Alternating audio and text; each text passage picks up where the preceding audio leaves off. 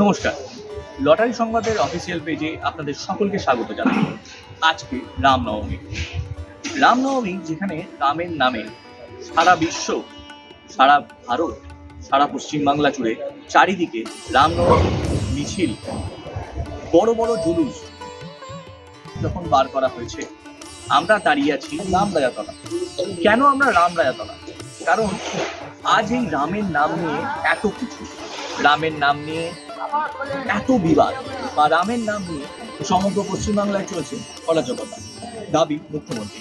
কিন্তু এই জায়গায় দাঁড়িয়ে আমরা রামতলায় কেন, সেই তথ্য জানাবো, সেই রিপোর্ট দেখাবো, সেই সমস্ত কিছু আপনাদের সামনে তুলে ধরবো।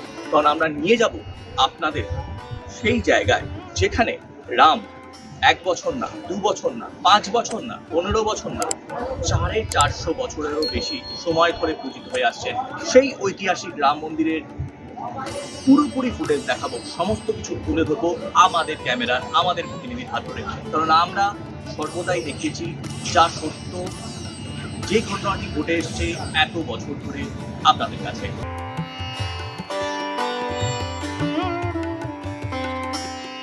আজ রামনবমী। রাজ্যবাসী তথা পুরো দেশবাসী মেতে উঠেছেন রামের নামে।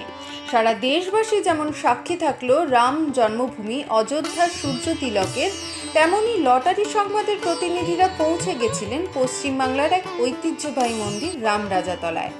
সেখানে পৌঁছে যে ছবি প্রথমেই ক্যামেরায় ধরা পড়েছে তা হলো ভোর 4টে থেকে যে লাইন ছিল, দুপুর রৌদ্রেও কোনো রূপ ভাটা পড়েনি।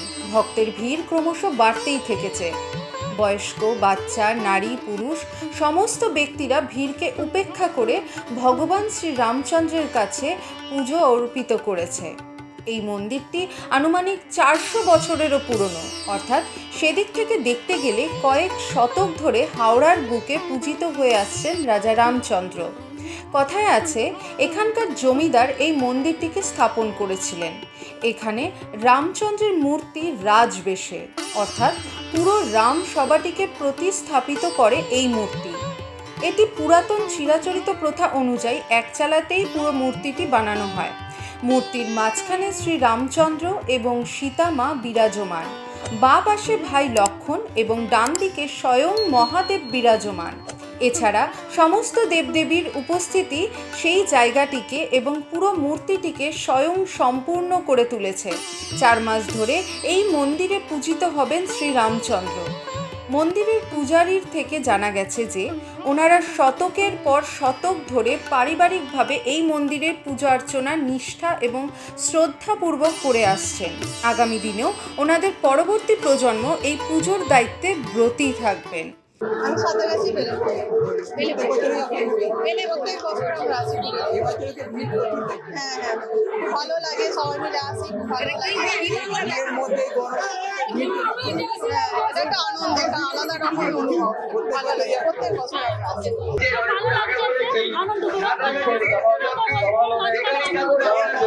শ্রাবণ মাসের শেষ রবিবার সম্পূর্ণ মূর্তিটি বিসর্জনের জন্য বিশাল বর্ণাঢ্য শোভাযাত্রা সহিত গঙ্গাবক্ষের উদ্দেশ্যে নিয়ে যাওয়া হয়। এই সমস্ত বিষয়ের সাক্ষী থেকেছে পুরো পশ্চিমবাংলা তথা হাওড়াবাসী। আজ লটারি সংবাদের পুরো টিম তুলে ধরল সেই 400 বছরের ঐতিহ্যবাহী রাম মন্দিরের চিত্র।